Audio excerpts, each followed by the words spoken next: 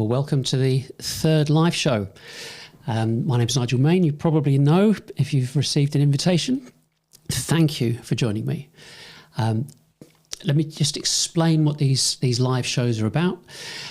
I have been involved in B2B new business development for nearly 40 years. And during that time, I've experienced and worked through lots of issues and problems to do with new business generation. And one of the critical things is that the ways in which we were told that new business development, new business generation should work, don't work. You know they don't work, so do I. Everybody knows that it just works after a fashion. You have to kind of put up with it, but this is just the way it is. And so keep quiet, carry on. I'm not one for rolling over and just accepting the status quo. I don't believe that. Everything's got to be challenged, and that's what we've done. We've spent a good few years not exploiting, but pulling apart the things that the large organisations said are supposed to work and analysing them to understand why they don't work.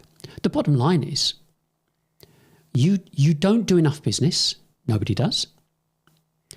And there doesn't seem to be a mechanism to change that.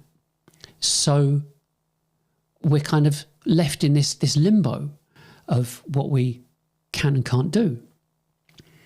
I did mean to say that one of the things, you start off a show and it's a live show and it's like, hi, how are you? What have you been doing? Have you had a good week? All this kind of stuff. And I'm thinking, I should have said that right at the beginning, but I didn't. But we have to look at the things that we do in the course of a week. And I think that's partly where part of the kind of some of the problems exist, because we look at what marketing is supposed to do for businesses. You have salespeople that are expectant of receiving some kind of information, and you have marketing in these large teams that you expect great work from them. I mean, I migrated 2 websites this week from an older version to a newer version. I had to update loads of software and so on. They're both up and operational, and they've both got A grade on. It's a platform called GT Metrics, which looks at speed and so on. I sent emails out to the list. I set this up. You look at all of the work that's being done, and I think, wait a second, that's just me doing it. I mean, I set all this up. You think, well, the thing is that for one person to be able to do all this work, how many people have you got working in your organisation doing what? Now, one of the things, I'm going to go onto this, excuse me, I don't know what's happened now. I'm going to go back and see if that comes up again, because that shouldn't be offset like that.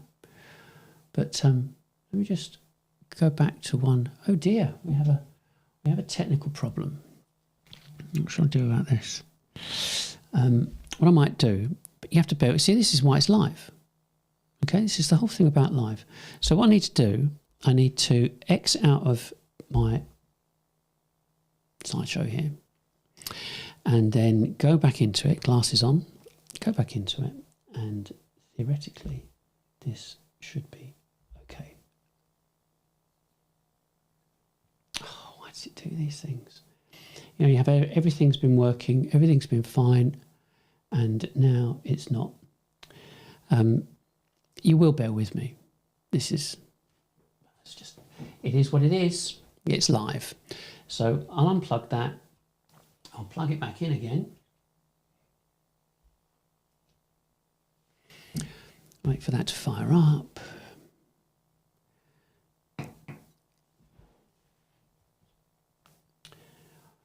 Bada bing.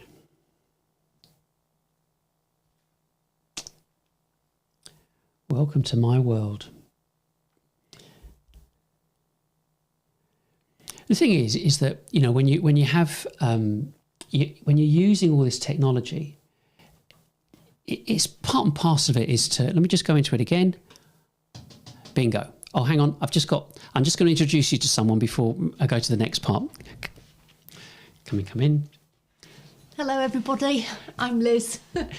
Unfortunately, I can't join you today because we're really busy on calls. And so I just thought I'd pop in and say hello to everybody. And I'll leave it in Nigel's capable hands because, as you can see, he's very capable without me. Hope you all have a good week. Enjoy the show. And I will be joining Nigel at some point in the not too distant future. Great. Thank you. See you in a bit. I think, one of those things is that it's important that you know who we are, what we do, how we work. I mean, even with things going wrong. I mean, this is part of the technology environment that we all live in. So theoretically, if I go to this next one, there you go. CEOs, stop steering towards the iceberg. Now, the point about the CEO bit, yes, it's pretty obvious. Everyone wants to sell to a CEO. But the trouble is, it's who is giving the CEOs the advice? I'll come on to that in a minute. But this show and the other shows, most of the other shows except next week, most of the shows are geared and tailored and directed towards CEOs, CROs, CGOs, VPs of sales and people in sales. And it's essential that you understand there is an alternative. It's really, really important, because if you follow the narrative, there isn't. This is it. This is what you've got.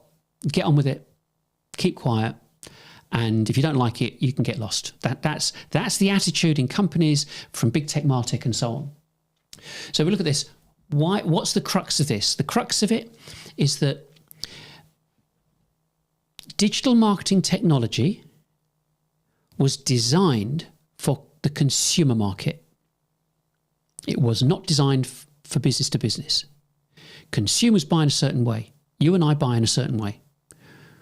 We do not buy our software or products for our business in the same way that we buy a pair of jeans. Does not work. Or how we'd buy a car, or how we'd buy insurance, or how we'd buy a house. We just don't. Do you like it? Go and buy it. When it comes to business, if it can't produce an ROI, don't talk to me. And that's the absolute reality. That's just absolute fact. You know it, I know it.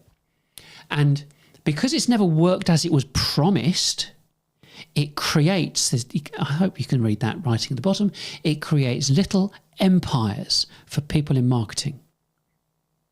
It's critical. I am critical. Now, the thing about this is that my kind of shocking way of presenting this is what I would suggest is you remove your digital marketing teams. Stop using them.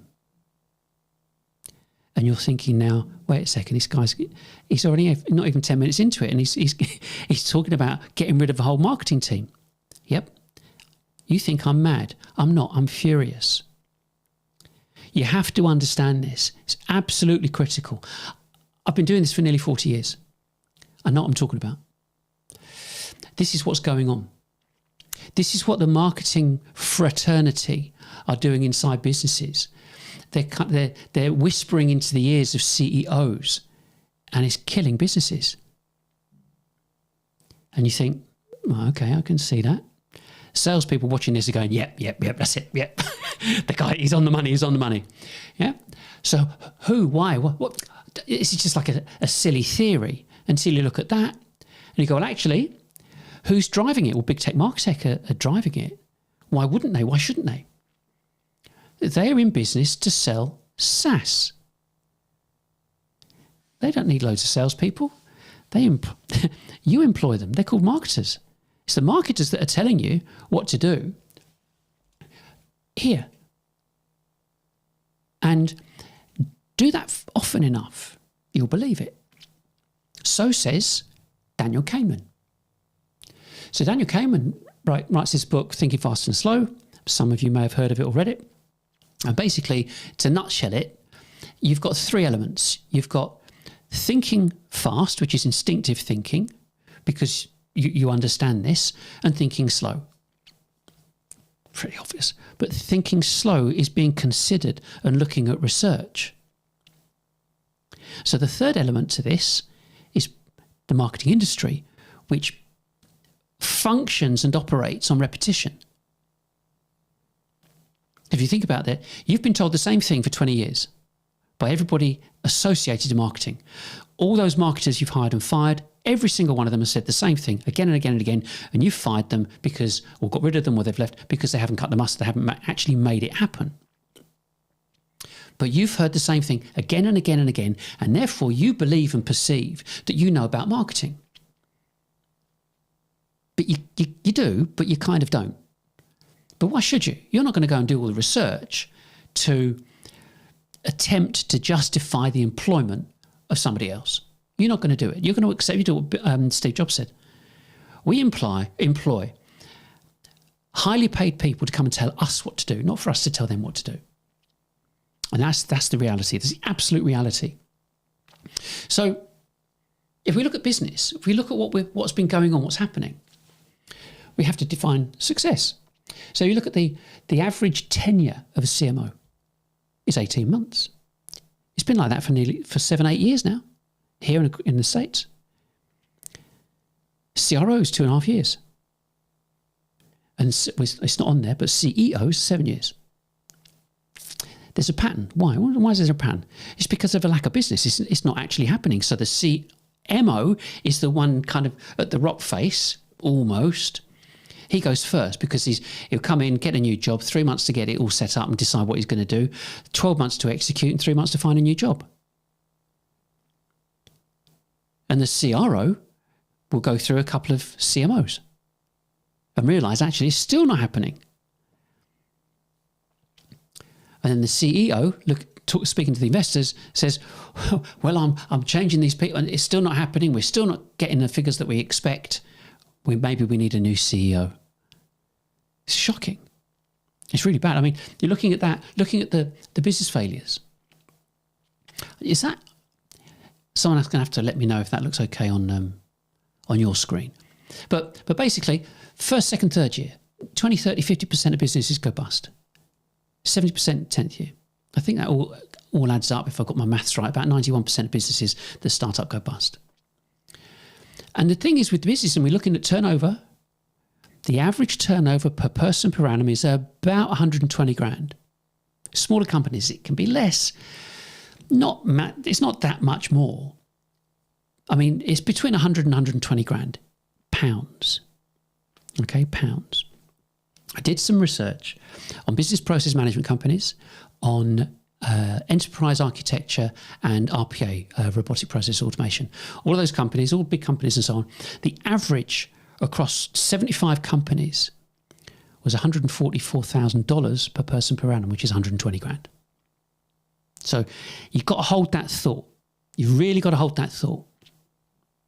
And while I'm thinking about it, I am doing this because I want you to get this. I've got nothing to sell. There's no pitch at the end. Says, I've got this bit of software. There's no pitch at the end.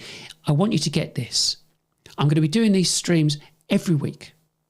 You can watch them on Catch Up. You can look at. I'll come onto the website later, but there's loads of information and content because I want you to get it. I want the business community to change the way that they market themselves and generate new business. Because you can. Okay, so I come back to it.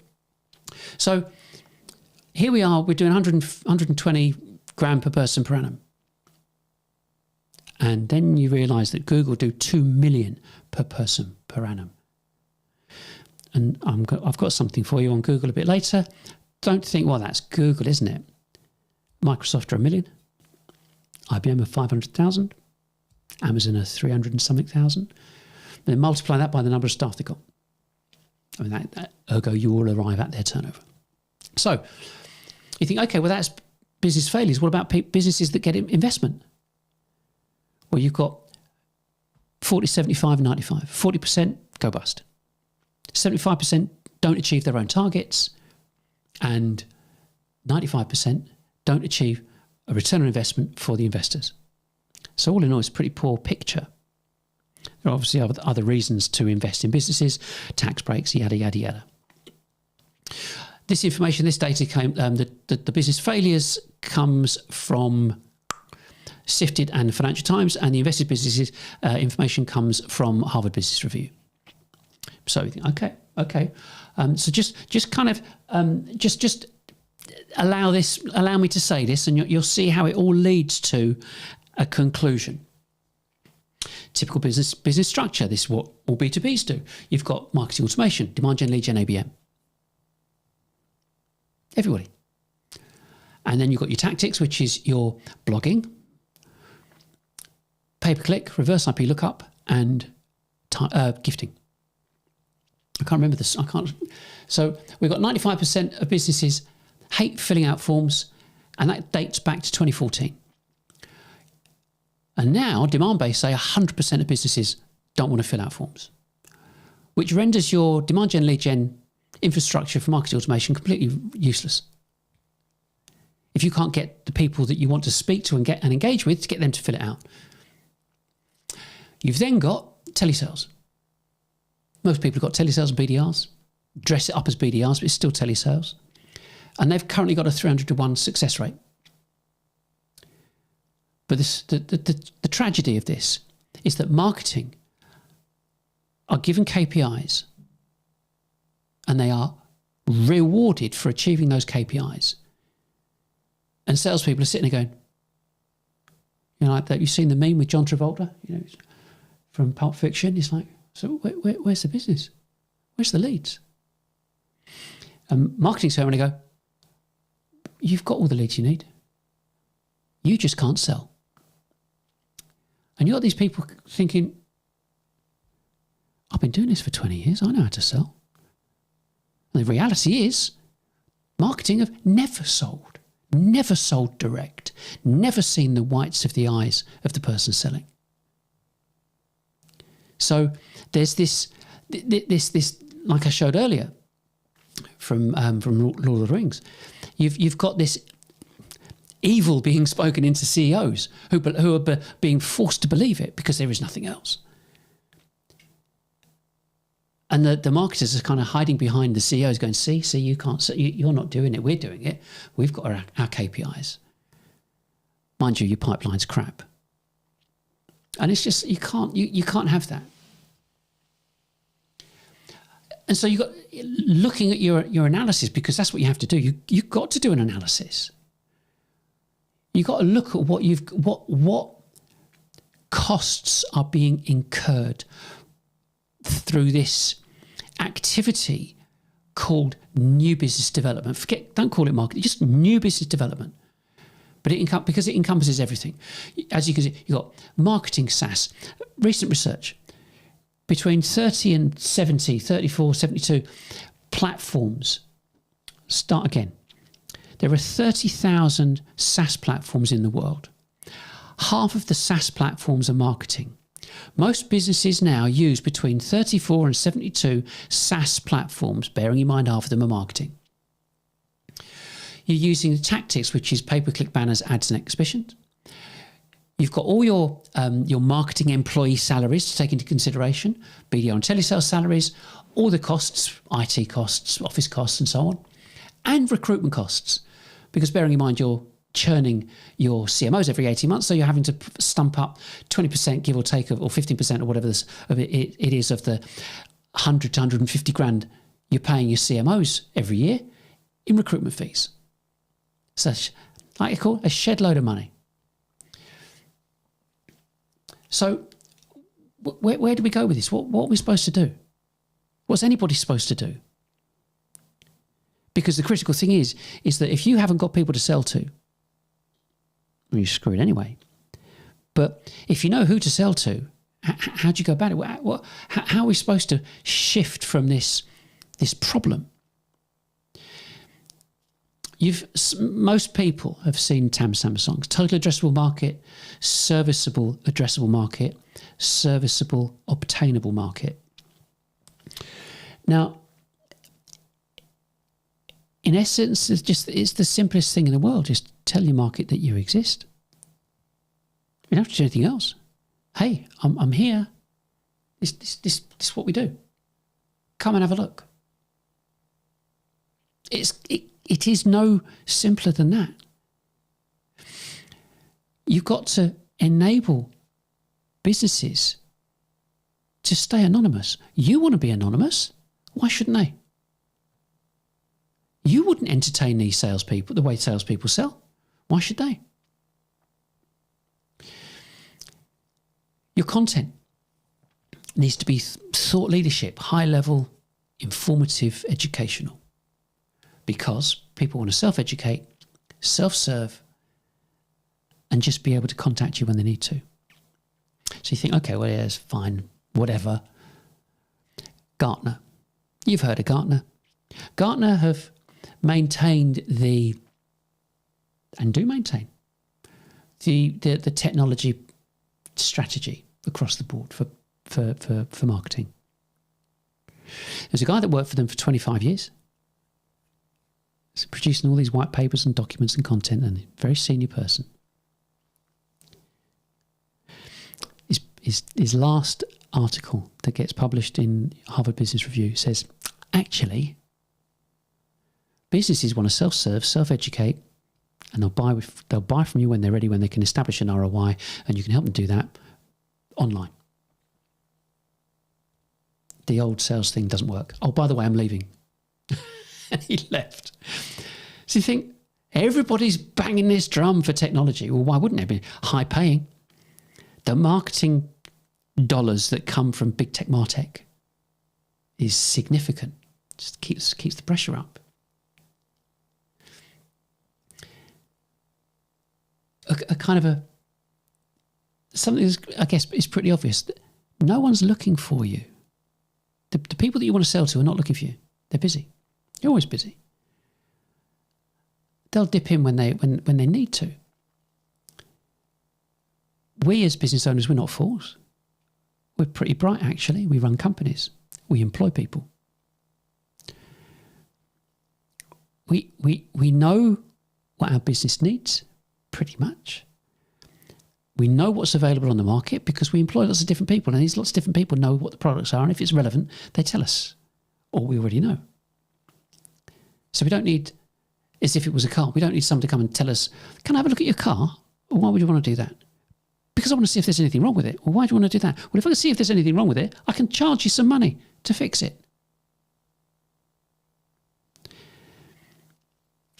And the bottom line is we'll only buy something, we'll only invest our time in something if we know that there's a definitive or definite ROI to be obtained. Because that's how it is. It's always been like that. It's never changed. And the salesman pitches up as if they're, God's gift, and it's like, who are you? You've never run a company before in your life. You're telling me how to run mine? Really? So it's difficult. It's constantly difficult. And so, you kind of get onto these different areas. What are people doing? Well, you've got this mechanism, you've got this strategy in place. And again, I kind of come back to the central point here, is it's imperative that you understand what you're doing and why you're doing it, why it doesn't work, and what the alternatives are and why. You have to, and you can walk away from this and go, not interested. You can click away now. Not interested. It's fine. Not bothered. But the critical thing is that it's like, I wonder if Nigel's actually got something here. 40 years is a long time to be doing this. He must have learned something. And that's what this is. So look at something like SEO. Why do it? Why should do it? You see all these SEO companies, use our SEO, do this, do that, yada, yada, yada.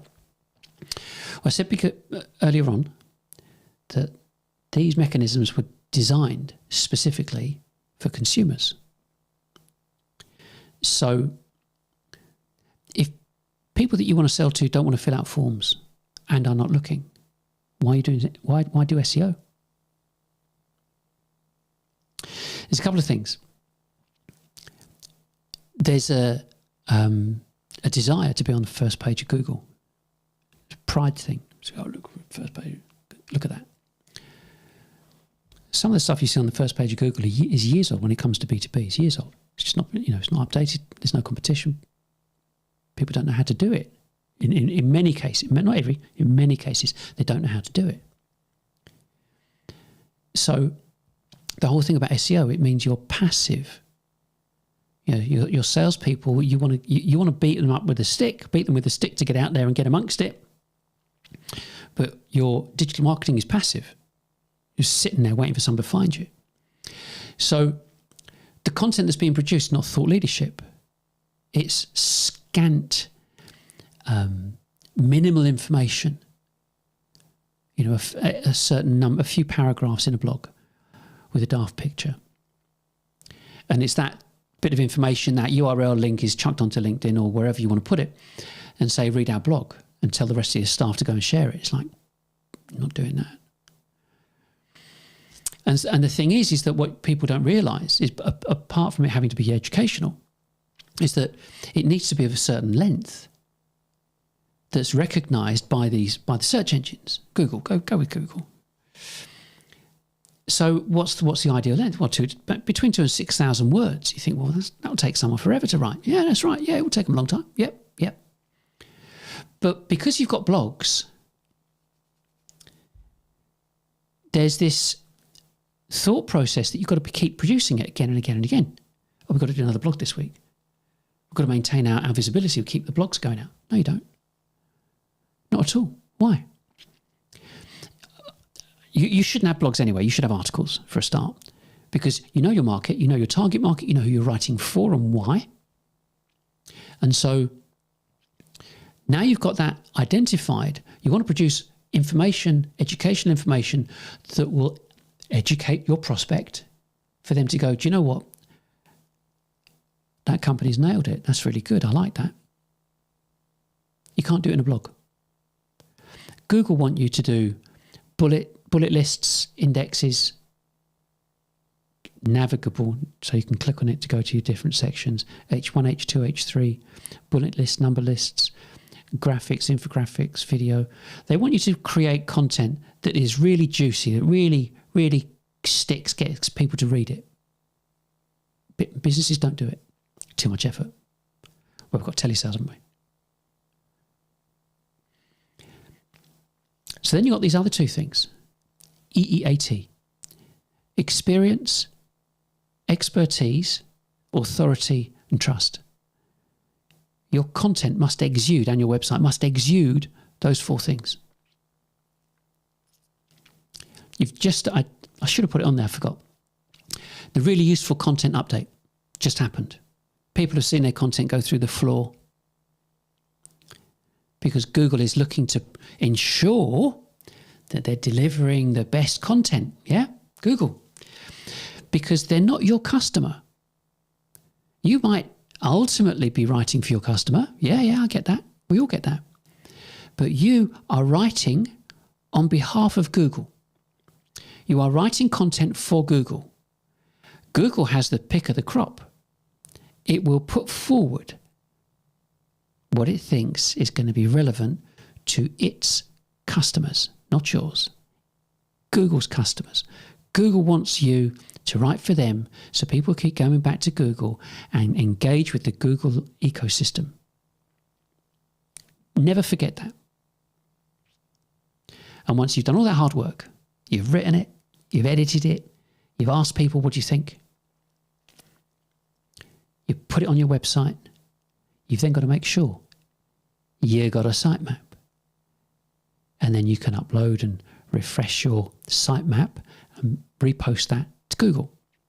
And then once you've reposted that to Google, you've got to make sure Google then discovers it. Once it's discovered it, it'll crawl it. But it won't index it. Not necessarily.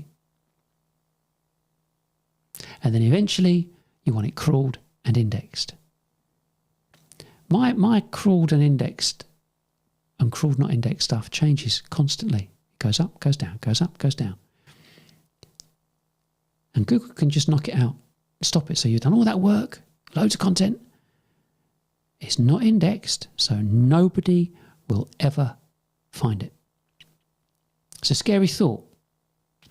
You have a massive website and you've got a tiny fraction of the amount of content that you've produced is actually indexed and visible on Google or any search engine.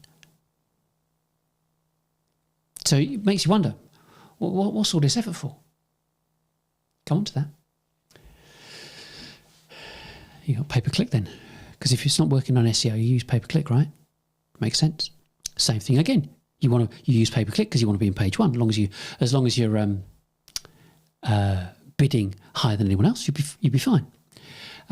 It's passive again because you've got to wait for someone to come and look. So they should be in the market, I hope. The content's not thought leadership. It's not educational. You've still got these short articles that are being produced and not the long form content. Still not adhering to EEAT. Yet it links to a landing page. And your landing page, you want contact details. Oh, but we know 97 to 100% of people don't want to fill out forms. And if you do get a form filled out, it'll just be passed over to the BDR and they'll give them a quick call just to follow them up, which everybody hates anyway. And if that happens, they end up normally immediately subscribing because the content wasn't good enough and so on. This is critical. It's just, again, you must understand this stuff that's going on. Beginning of the year, there is an antitrust case going on in the States between the FCC and Google that relates to, you can see this on Catch Up and get the link at the top. But basically it says, we've got a bit of a problem here. We're not reaching our targets, says Google's salespeople. We need to edit and skew what we present to people so we can get a higher yield from these people, because otherwise we're not going to hit our sales targets. In this same article, this is an email exchange between Google employees. It says, we need to maintain this dependency on Google. We want to get people young. We want to get them dependent on us, believing on us, and we're doing everything, and people trust us and so on. And we want to get them at an early age before they're even old enough to buy.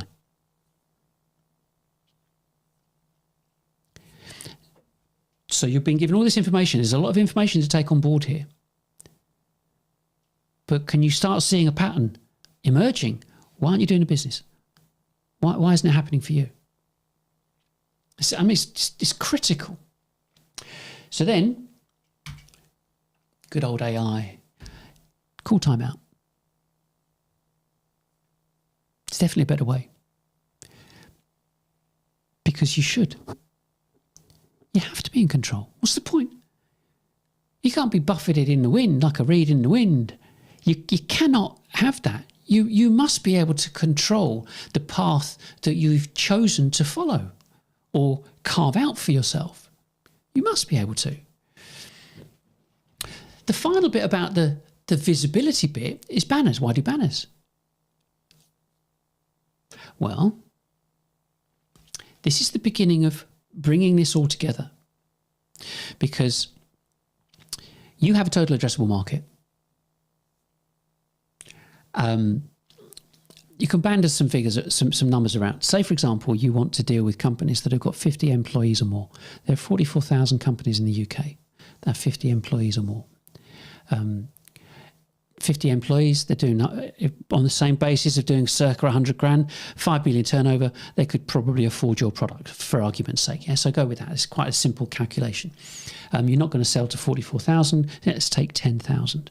So you go with 10,000, buy 10,000 name database, costs you 3.5 grand, or you should already have it. Your marketing people should have already got you to buy that.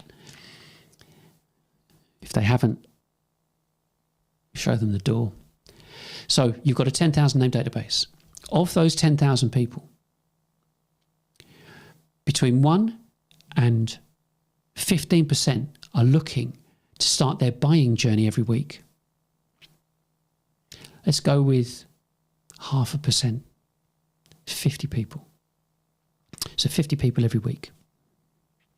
You message them all, email them all, every single one of them, say hi. So you're telling them you exist. And at the same time, you then upload that information to LinkedIn, for example, and your messaging will appear on LinkedIn as well as the emails that are being sent to those 10,000 people. So the point is that it's proactive, you're reaching out, you maintain awareness, It's an invitation for them to follow you because they know what you do. You can tell them of the events that you're doing, and we'll come on to that in a minute. And like I said, 1 to 15% buy every week. You have to think about this. You have to think about what I'm doing right now and how I'm able to communicate with 5, 10, 15, 20,000. It could be 50,000. It's irrelevant. It's not changing what I'm doing here. So it's really important because everybody in sales knows it's a numbers game. It's always been a numbers game, but nobody has put the effort into exploiting how to manipulate and work with those numbers. So that's really important. The other part of this, so that you can email them and do what you want in terms of the direct contact details that you have. But we put out, it's about to go up actually, and I'll come on that in a second, to maintain visibility, just visibility on social media platforms, plural. We output 180 adverts. So these are graphics with links and some text. We output 180 adverts a month. Tells people what we do. Invites them to look, to watch. That's it. How many are you doing? That's what you have to ask yourself. Well, we've got all these people there, or I'm only a one-man band, or I'm only a consultant, or whatever. I can't afford. I am a one-man band. It's me and Liz. We do this. We work on this stuff together. Yeah. Liz also has a day job as well. So there's no excuse from anybody in any marketing capacity to say, oh, we haven't got the staff or resources or whatever to do that. Absolute rubbish. This is where we start turning marketing on its head, and it has to be turned on its head. So the point of this, of sending this information out, is I am encouraging and recommending people look at the content, not the product, not consultancy that I can offer, the product. The content. Getting people to look at the content, because the content's educational. The content means they can stay anonymous. The content means they can self-educate and they go, do you know what? I really like that company. Let's have a chat with them. That is the best you can do. Thinking that you can just find someone who's just looking to buy there and then, we both know it just never happens. Well, it's happened to me, but it never happens on a regular basis. You wouldn't start a business based upon that. That's just a bit of icing on the cake. We've got a whole structure called Social 444, which explains it. There's downloads and information on the website, and we use a company called RippCurvePost. Other people use Hootsuite. There's a variety of different companies that do the automated posting of information and video. Video adverts can be posted on a regular basis, and we're starting those shortly, because it's all about showing you what's achievable, what's attainable, what's doable, because otherwise it's hot air, it's nonsense. I mean, this is basically what we do. We have everything. So we have a live show, we do videos, we've got recorded videos. We do direct podcasts and lift information off this. This will be converted into a podcast as well. We've got downloads, we've got articles, we've got infographics. I think that's it. All in all, and I published a book a while ago, and a book as well. All in all, the numbers of characters that we worked out, there's something like 750,000 words. Not characters, words. On our website. So there's loads of information, loads of content there, and we've got company pages, we've got group pages, personal pages, and it's all about distribution of information and making it very, very accessible for anybody, because that's how it works. That's how we all work in B2B. So one of the things that we can start with, I mean, I've jumped straight into green screen because this is just an interesting kind of first taster about this. So we've got all this this live streaming gear, and part and parcel of this is, you know, you can have a single camera or you have multi cameras and lots of different hosts, and there's so many different ways you can use this type of technology, and that's ostensibly what I'm advocating is do this. Cameras cost next to nothing. I've got some kit here. I'll just show you this. This is basically the setup that we've got. We've got different cameras, different camera angles. Oops, didn't mean to put that. Different button.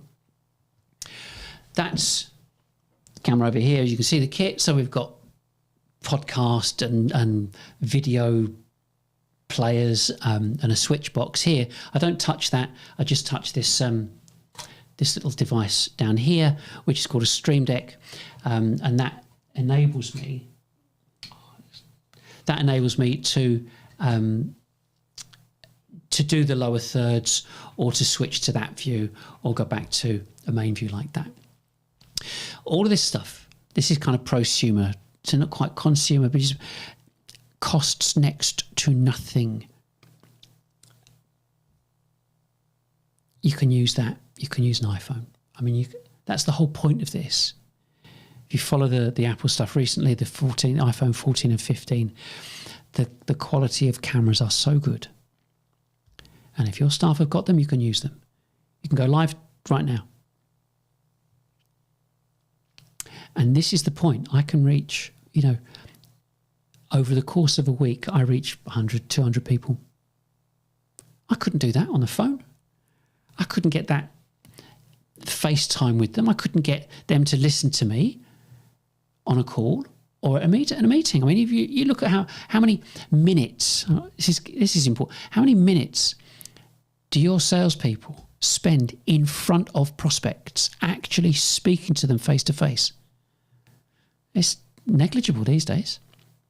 So you have to have a mechanism in place that enables you to do this. So so using the green screen stuff, yeah. You've seen this. You've seen Fox News. You've seen all this kind of stuff in terms of the news.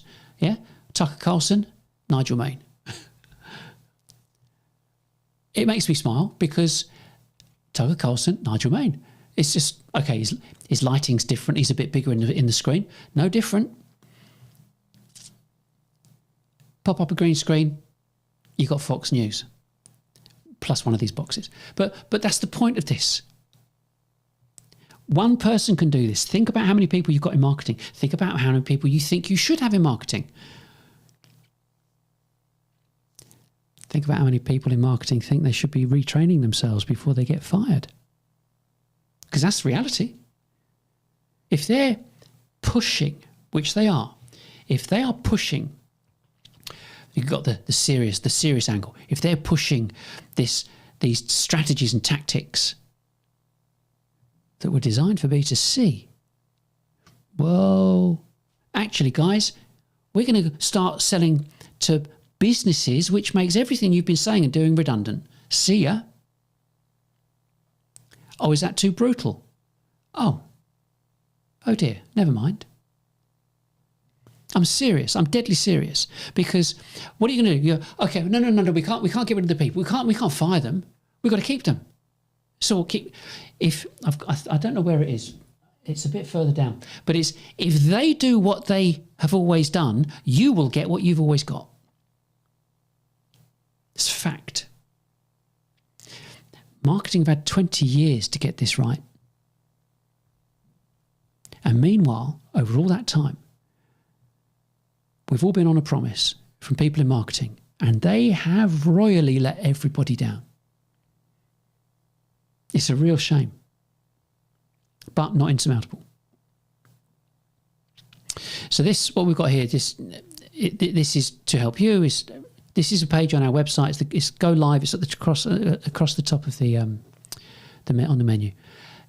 Step by step, everything you have to do. Documents, downloads, videos, picture, everything. Everything is there. Step by step. Follow that. Away you go.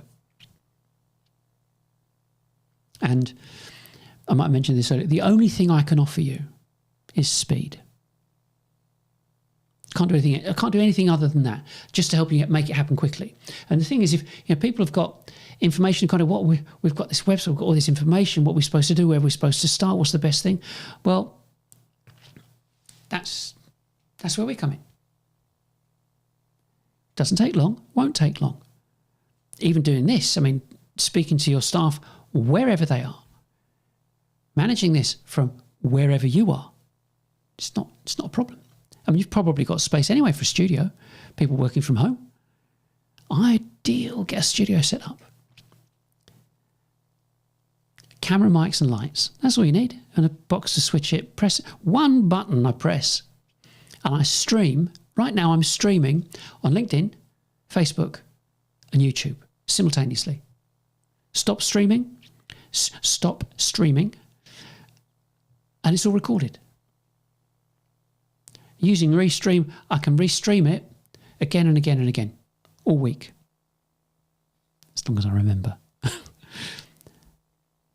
And reach more people than your entire BDR team. Don't care how big they are. The only difference between me and you is my database is smaller than yours. That's all, because I can only deal with a certain amount of business at the same time. But if you've got salespeople, happy days. You've got people that you have employed that are gregarious and outgoing enough to do this, sit in front of a camera. They know their product. They always have. Just get them talking about it. If you've got someone here, you got like Liz came in, you got doing the like a podcast, a recorded podcast. They're talking to each other. Recorded interviews and multiple person engagement has the highest watch rate than anything else. Because people working from home, they want to be included, they want to be part of something, they want to be involved with it, they want to learn. So, the opportunities are just, and like I said, the opportunities are staggering, and that's everything that you need to know. You take some time to look through on the website. The whole thing about this, it's critical. This is about changing the way that you do business. It's changing how you present to people. Put a line in the sand. Stop listening to whatever marketing has said. Stop. You are now a media company. You are now going to do a show once a month, then once a week. You're going to put this out. You're going to have people sitting and talking about different items and different subject matter.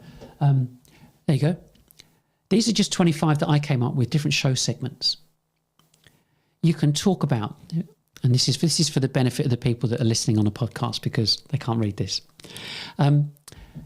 How-to videos, how-to live shows. All of this is interchangeable between a live segment and a video. How-to, viewers FAQs about your customers, your markets, your company, deal of the week, value management, customer success, news this week, technical training, scenarios that you can do and build products according to different scenarios, interviews, core products, learning. And the list just goes on. Excuse me. Banter and kind of general discussion, podcast, they're having a typical podcast, but with two or more people in the film, in the frame. Partners, video, employees, hobbies. But bearing in mind, I don't know how long, I consciously don't look at my watch because otherwise I'll miss things. But the bottom line is you can do anything. You want to film part of your Christmas party early on in the Christmas party, like first 10 minutes. Yeah, you with me? If you want to look at employees' hobbies. People buy people. They always have. It's never changed. And if you are open and communicative to your audience, then they can genuinely say, I quite like them. They're quite a nice company now. As well as, goodness me, we've got everything we need here. So, you're all using Zendesk. I was using it like 10 years ago. great product. So you've got FAQs on there. I'm assuming at the bottom of your FAQs page, you have a contact box, a messaging box. So if the answer isn't there, they can ask you the question straight away. You have got that, haven't you? But the point is people have always got questions. People always want to know how to do things. If you look at the questions you're getting and start producing video content, because it's the same camera, I can record video, I can do live stream, or I can take photographs. If you make a point of covering all of those points off, think about it. You've then become a 24/7 company operating around the world. Doesn't matter what your product is. If you can service a product in another country, bingo, you've got it. You can speak to them, you can engage with them, you can do whatever you like. You think, why aren't sales teams using this? Oh, we do. Oh, yeah, we use video. You mean you use a webinar with the dirty little camera in the center of your laptop, and everybody hiding behind a video, a PowerPoint presentation. See, we're not using one now. But you see what I'm saying? Even when you're talking to people, I'm looking at the lens, yeah? There are little cameras you can buy. They're about that square. And you can stick them on your laptop screen or on the head of the person that you're speaking to. You stick it on there. And so you're talking to them. You can talk to them eye to eye. Little things like that raise your game.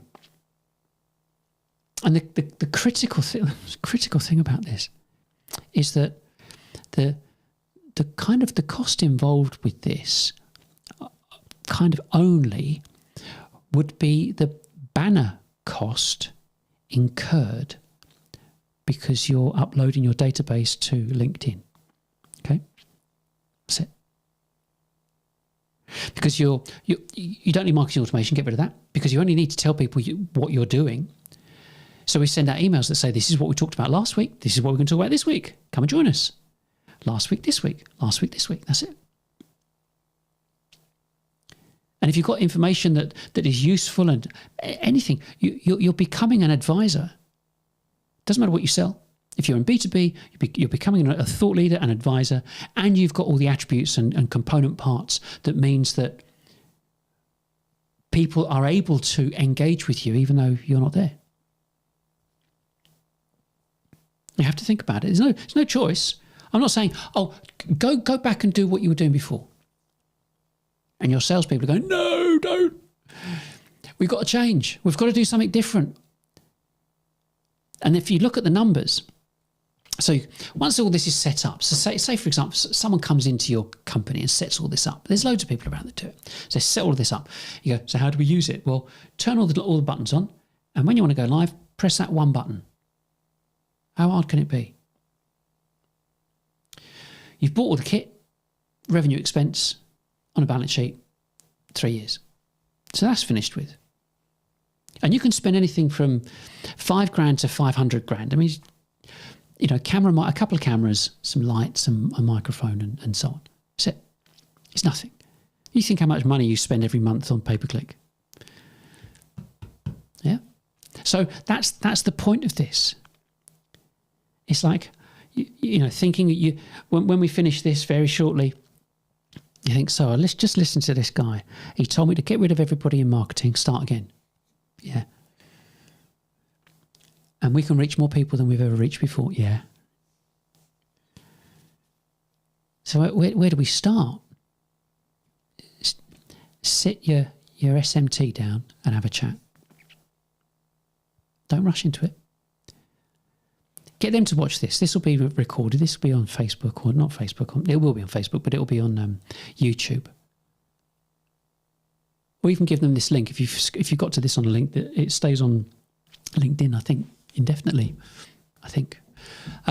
But get them to watch it, to listen to it. Well, what are the possibilities? Go, well, they're staggering, because whether you lose everybody in marketing, it's up to you. I would say, well, sorry, mate, because you've been pushing this narrative for B2C. You've done nothing in 20 years to support us. All you've done is blabbed on about what software we should buy or what ABM software we should buy. And all this software integration nonsense, it's not got us anywhere. In fact, we're hemorrhaging money through SaaS. And not even broken promises. But, we're not getting the traffic. The traffic that we do get doesn't amount to anything. It's a complete and utter waste of time. So you're no good to us. See ya. So it takes a handful. Put it this way: what would I like perfectly? Well, I'd like someone maybe sitting over there, changing the slides, or even answering messages when they come in. You could probably, it could be okay. It would be okay for 2 people.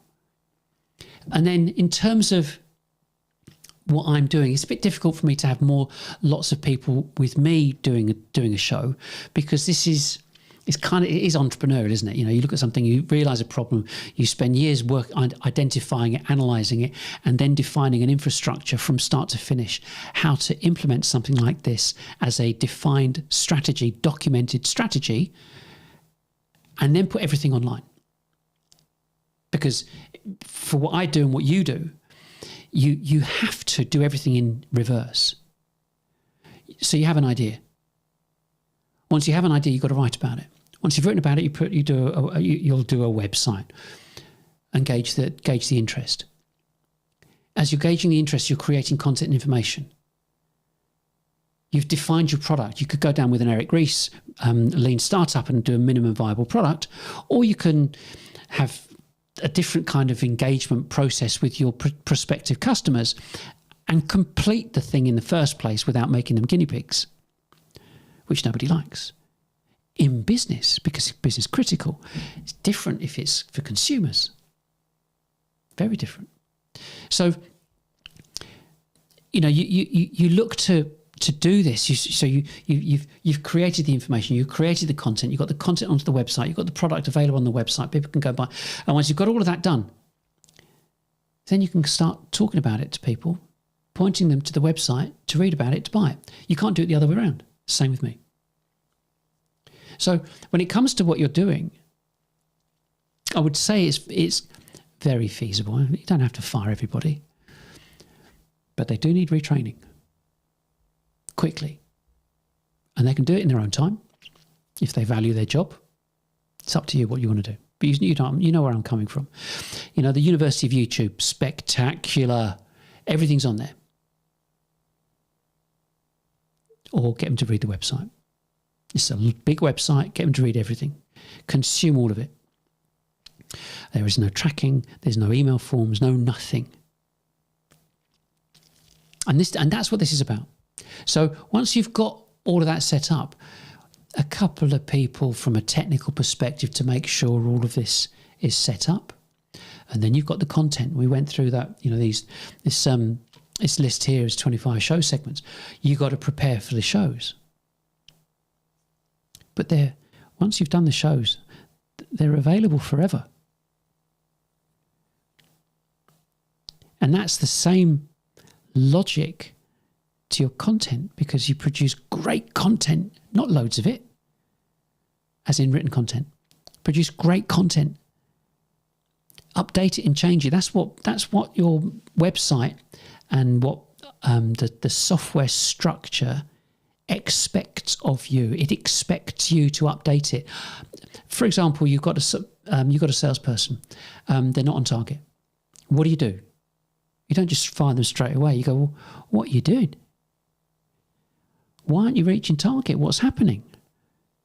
Right. That's what you're doing. You're doing that wrong. You shouldn't be doing that. Change that bit there. And now go off and make sure you don't do that again. Same with your articles. If your articles aren't getting read, why not? So this is the critical part.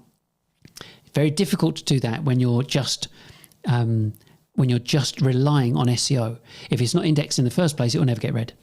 If you're sending someone to read it, then you can use products like Google Tag Manager to see how far down the article people are actually reading it. Do you go, great, it's being read. If people are only reading 25% and clicking away, you go, maybe we need to change the intro. That's what the software expects you to do. That's not what happens very often, if at all, in B2B. So when it comes to your presentation of video and streaming stuff, you can do what you like. Once this is finished, I can then put a transcript with it if I want to. You can get auto transcripts done whilst you are actually speaking. It can be embedded. You can do it. Take those transcripts, put them onto paper, put them as part of the document. It's all about that's if you want to go and pursue this visibility through Google, but it doesn't work. It's no point. What you want to do is you want to be telling your prospects, come and watch this. Go and watch that. Create multiple adverts that promote different parts of the content that you've provided. You could have 20 adverts for one piece of content. Whereas the mindset before, we want to have 20 pieces of content. No, what's the point? That's the critical thing about this. Create great content. So when even getting copywriters, there's some great copywriters around. Get them to write really good, long form, engaging content and produce 20 adverts. And I say 20 adverts. These are graphics. You've seen my adverts if you've seen me on LinkedIn. They are graphic adverts with information and a link.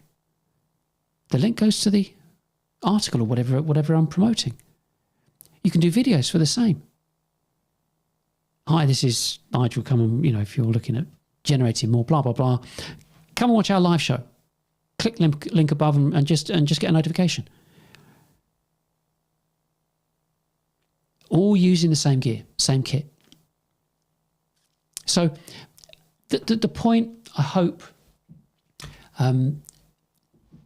next week, I'll not next week, the week after, I'm going to show some of the adverts that we've done.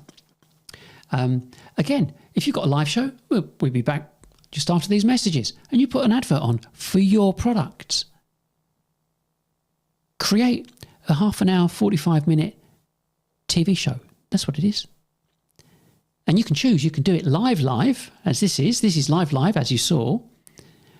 But you can also record it and push it out as if it were live. But that takes editing, whereas live doesn't. That's why I say you can sit down, ready to rock and roll. I've got my coffee, got this, that and the other. Go live. Thanks for that. I will see you later. Press stop. No editing required. So you have to think about all of these things because it impacts on the staff. But of course, you could have less salespeople, but some of the salespeople you have can actually go into or be moved across to answer questions. Here we are, we're live, chat.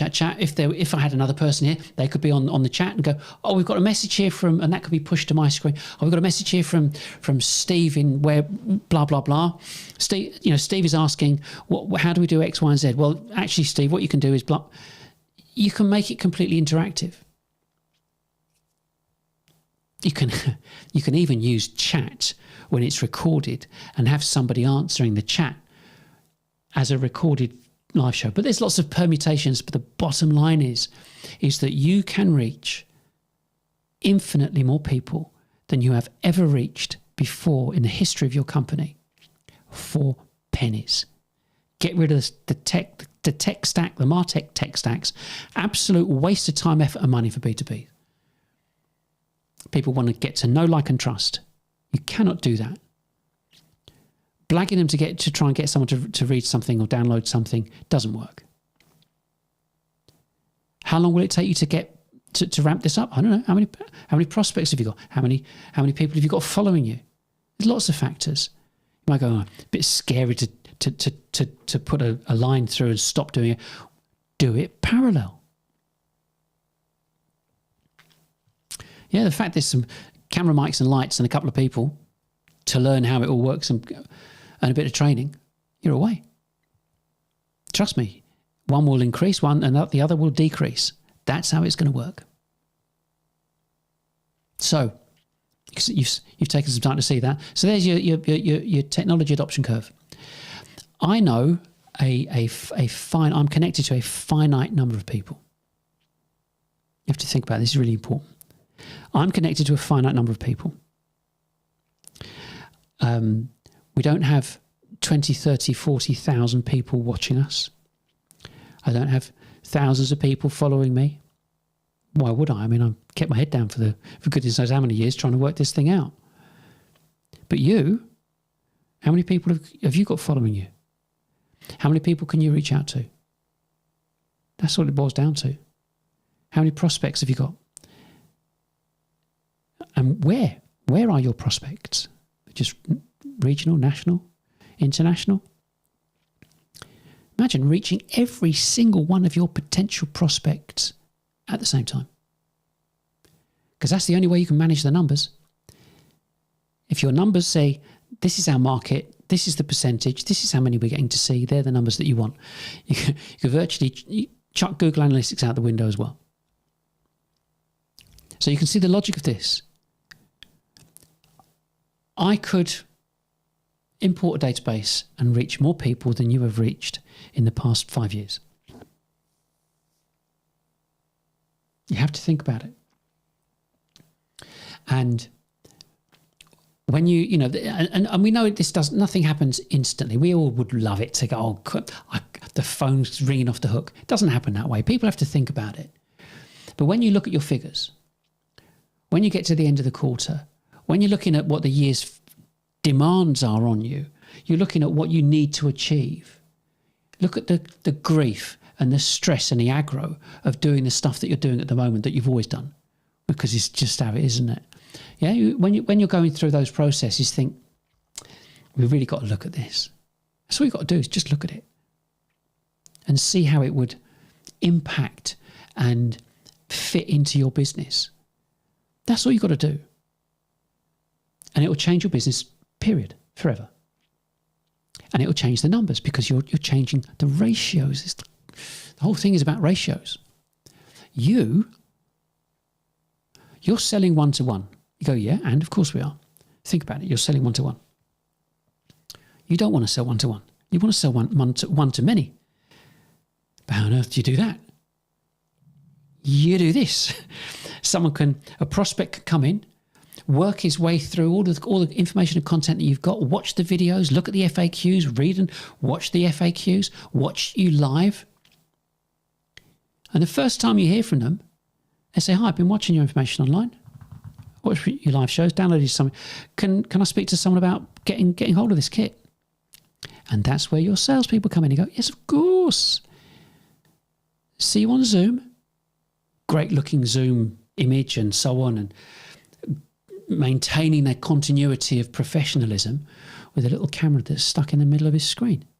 Go, how can we help? Well, I've seen this. I think there's great. I would have salespeople with brilliant green screen backdrops, high quality cameras, the best audio gear going, for them to sit on the phone again and again and again and take orders wherever they are in the world. I love it. Absolutely love it. It's just have to be a bit creative, but not too much, because I'm not saying I've done it all, but 95% of it's done. Are people going to do better things than this? Of course they are. I hope they are. I want to know about it. But that's what this is all about. The scope and what you can do is limitless. I mean, this really, without a shadow of a doubt, this really is, for me, and I said 40 years, yeah? For me, this is the most exciting time of my career, period. It's spectacular. Can't touch it. And I've got a lot of T-shirts. I've had a lot of stuff happen, a lot of really sad stuff with deaths and my daughter dying and a lot of different things. And being a business owner, you've got to pursue doing the business, otherwise your business fails as well. I had that as well. But there's no guarantee in business, because nobody knows how to work the numbers. Now you do. So that's it. That's it from me for today. Next week, I'm going to be speaking to any marketer that has got the kahunas to listen. It'll upset them. But they've got to know, because these are the people that are telling CEOs what they should be doing. It doesn't work. So that's it. I think I'm done. Not sure how long we were. I'll find out in about 3 seconds. But have a great week, great weekend. And if you can join me next week, please do so. And I wish you all the best for your business. Bye for now.